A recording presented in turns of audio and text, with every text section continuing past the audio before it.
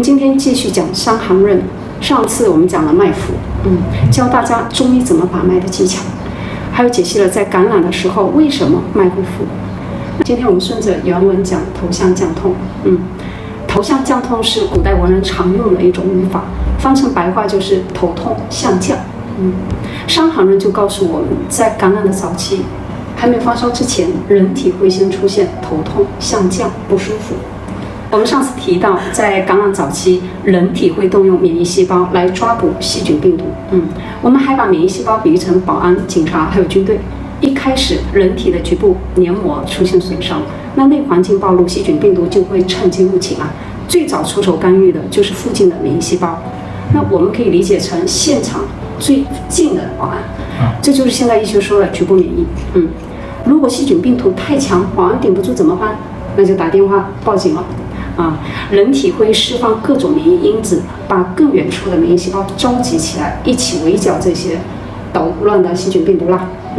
为了让大量免疫细胞赶快到现场，那局部的血流量就会增加，于是出现红肿充血的现象。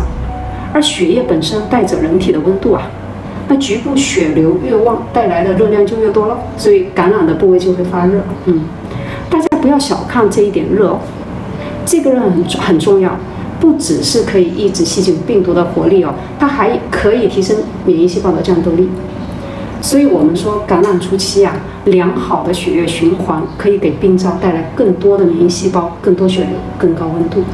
那这些都是很多早期感染不药而愈的关键。不过只有红肿热还不够，为什么？那如果我们说在皮肤表面嘛，我们还能看到，这是如果发生在呼吸道、消化道、血管里面，那人根本察觉不到，对吧？所以呢，人体还有一个非常重要的信号就是痛。这种疼痛感主要是由免疫细胞释放的炎症因子介导，有很多种其中最主要的一种叫前列腺素。这个前列腺素很有意思，它不是直接刺激神经让我们疼，而是降低我们耐受疼痛的阈值，也就是说让你对疼痛更敏感了。比如原本10分的痛你都能忍，但感染以后也许3分你就痛得受不了了。所以原本一点点不舒服就会明显放大了，对吧？现代医学最早广泛使用的止痛药就是通过减少前列腺素的生成来止痛的，比如阿司匹林布鲁菲诺。如果用一句成语来形容这类止痛药，那就是掩耳盗铃。为什么这么说因为前列腺素不只是让你疼，它同时也是身体的报警器跟调度员它负责召集免疫部队，增加局部的血流量，提升局部反应，好让身体能够集中力量发起反击，解决感染。所以当你吃下止痛药后，红肿热痛虽然暂时好像缓解了，但这并不代表已经处理了细菌病毒。相反，这只是把你的警报声下压了，我们是在背道而行。你切断了报警的信号，你不让血流量增加，那你堵住了免疫细胞赶来的路，结果肯定是细菌病毒在暗地里更加无所顾忌的繁殖了。像这种无声无息的猖狂是最可怕的，等到它们随血液扩散到全身，造成更深层的血管跟器官损伤，慢慢就会发展成各种慢性病了。现代医学已经发现很多慢性病都是跟细菌病毒的参与有关，包括肝炎、肝硬化风湿类风湿、自身免疫性疾病、皮肤病、带状疱疹、胃炎、肠炎等，甚至连大家谈之色变的癌症也是跟感染和炎症环境息息相关大家常说癌症是因为体内的毒素太多，那这些毒素从哪里来呢？癌细胞为什么能够违背常理疯狂复制呢？想一想自然界中什么生物复制最快，变化最诡异？还有大家没想到像心脏病、动脉硬化这些为什么心脏功能会变差？为什么血管会发炎呢？大家以为都是吃的不健康是吧？但实际上越来越多研究发现其中有相当一部分就跟细菌病毒有关。还有像是肥胖、代谢病三高、糖尿病、高血脂、高血压这些问题现在也是在不断的发现与慢性感染跟微生物生态失衡有关。那为什么近100年来这些疾病会暴增？其实就是药物滥用。那为什么这么说？其实大家乱用止痛药、退烧药、抗生素这些啊，恰恰就是给细菌病毒创造机会，那就更容易突破人体边界，在我们身体里防止哦。所以张仲景就有先见之明，写了一本《伤寒杂病论》，他把外感病和杂病放在一起讨论。其实这两个疾病是有关联的，因为呢，很多慢性疾病哦，本质上和外来的感染因素有关，其中的关键因子哦，就是细菌病毒，所以我们不提倡有事没事就用西药，这不能解决根本问题嘛。那不用西药，中医怎么处理这个痛？我们就要问，痛这个感觉有什么好处？为什么人体要有痛这个感觉？从进化和生存的角度哦，痛觉起到了什么作用？其实这里面就两方面啦。第一个，它就是报告危险，放大免疫信号，也就是告诉人体，这个地方有问题，要派救护车、军队前来支援。如果吃止痛药的话，你就等于把人体警报器关掉，对吧？自以为天下太平。第二就是提醒我们身体出问题要积极的干预和调整生活，这很重要。换句话说，第一个作用是通知我们这个自然无意识的人体，让人体通过与生俱来的本能去调节、去修复，相当于老子说的无为而治。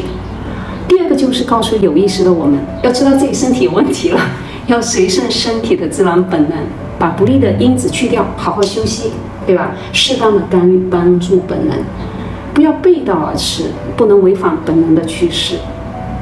如果你不了解人体规律，也看不懂身体发出的信号，那最好就不要乱干预让人体自然调节。因为很多时候越折腾，身体就越差越乱。为什么这么说因为近10年全球的10大死因里面其中医源性和药源性导致的死亡排在前5名，就过度医疗干预的后果啦。所以不治好过下治。如果我们看明白了人体，就知道怎么正确干预。那在谈干预之前，大家永远要记得一个原则：治疗的前提就是不伤害。也就是说，我们先要把伤害身体的不良习惯去掉，比如不要熬夜劳累，要好好休息啦；不要大鱼大肉吃香喝辣，要清淡饮食；不要喝酒抽烟生气忧郁，这些都不利于人体本能的调节，只是给身体添乱罢了。那中医怎么具体处理疼痛呢？给大家说在药物还没有发明之前，中医靠的是阿是穴。《黄帝内经》里面就讲以痛为枢，痛的地方就是穴位。阿是穴又叫天应穴，给你对吧？你会痛就会用。对，它没有固定的位置就是只有当你人体出现问题之后，身体自然显现出来的反应点，这就被我们中医发现了。那这个阿是穴大多是在病灶所在的位置，比如我们肚子痛腿疼这些，但是也有可能在病灶的反应区，比如在腿上生一个痈所以位置没有一定的那找到阿是穴以后怎么办呢？那中医呢一般就用针灸，那普通人自己在家就可以用艾灸啦，也可以直接用手轻按揉这样。最简单的例子肚子痛在排除了急腹症之后大家就可以直接在痛点上轻按揉，一般5到10分钟就可以缓解。这更明显。再比如扭伤扭伤时候我就不建议马上按揉，大家可以选用艾灸啦，可以等24小时以后再艾灸。直接买那个艾条，直接在对着那个痛的地方灸，以局部感觉到温热为准，注意不要烫伤，每次灸个10分钟。要的1天3次。一般说这种扭伤是说先冷后热对，所以其实不要艾灸，要等24小时。但是看过那个娄少坤，他有一个经验是也有退烧的，我有看过，几星期就用对，也可以。对但是怕大家不会判断，还是不要24小时吧。对。再来说常见的疼痛，比方说肩周炎、风湿类风湿、妈妈手网球肘、腕关节炎、膝关节炎、踝关节炎，什么颈椎痛腰椎痛坐骨神经痛对，各种这类肌肉关节痛也可以用艾灸。那具体操作也很简单先找到最痛的那个点，直接灸。比如你腕关节痛，那你就直接用艾条悬灸对着那个点，每次10分钟左右，1天2、3次都可以，坚持一段时间就好了。你要效果更好的话，那我就建议用直接灸的那个麦粒灸，就是把麦笼捏成麦粒大小，每一个麦粒叫一柱，也叫一状，一般每个穴位用7到9状就行。比方说网球肘啊，我们在病人疼痛的阿是穴，先涂一点凡士林，方便固定艾柱，然后再把艾柱放上去，尖头朝上，拿支香来点就行。大家注意啊，不需要等艾柱烧完，当病人感觉明显发烫时，就可以把艾柱拿掉。我通常直接用沾水的手直接拿掉。这里最重要的是病人的配合和安全。病人在感觉到烫的时候就要说，然后我们要准备好，等病人烫到忍不住的时候就拿走，所以反应要快。病人如果稍微忍耐一下，让刺激更深入更强，放大人体修复的信号，这样效果会比较好。那操作的时候呢，要注意通风，不要被艾灸的烟呛到。旁边准备一杯水，及时熄灭艾火，避免引发火灾，这很重要。因为艾灸的火不好灭，直接丢垃圾桶的话会烧起来，而且艾灸的火也很强，直接丢空瓶子的话，它会融化掉那个瓶子，要注意安全。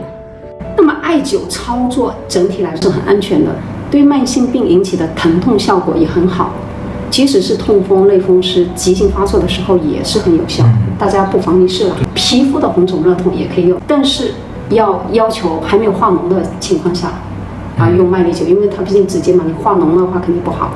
化脓啊，可能就破皮。那还是找个专业的医师来刺破排脓啊，对对对。针灸名家泽田健先生就非常善于用麦粒灸来治疗顽疾重疾。那么在上个世纪初就治疗了数万的患者。当时很多感染性的疾病、慢性病，比如慢性肺结核、慢性胸膜炎、腹膜炎等很多不治之症，全靠中国传统医学、中药针灸来帮助人体恢复。而今天抗生素滥用，新药研发成本又太高，回报率又太低。因为细菌很快产生抗药性了，显然用抗生素杀它们是不可能的。那许多药企都已经撤出了抗生素研发领域，据说到2050年，耐药细菌导致的年死亡率能达几千万人。那有没有办法，不只是杀菌，而是帮助人体恢复自身平衡和免疫能力？最终还是要回归传统医学，中医中药、针灸艾灸。那现代研究已经证实，麦粒灸引起的局部无菌性炎症能激活机体的免疫应答，产生类似疫苗的生物调节效果，从而增强对感染的抵抗力。所以说，艾灸有效的原因和人体发炎是一个道理的，就是召集免疫细胞，提高血流量，帮助局部修复。艾灸只是把这个修复信号放大罢了，它激发人体的自愈力，最终治病的还是人体本能。那艾灸的好处很多，而且比针丝安全，还多了个温度的刺激，这样更加有利于放大局部的信号，促进人体本能调动痊愈。除了疼痛科以外其他像是内科杂病，比如消化道、呼吸道、心血管、肝肾疾病等我们也可以在后背找压痛点，在这些痛点阿是穴上做麦粒灸或者艾条的灸，那个效果也很好，很多病都可以不药用。这个以后讲到具体的病再和大家说了。如果喜欢我们的视频，欢迎点赞、订阅、分享出去，欢迎留言，我们下次再见。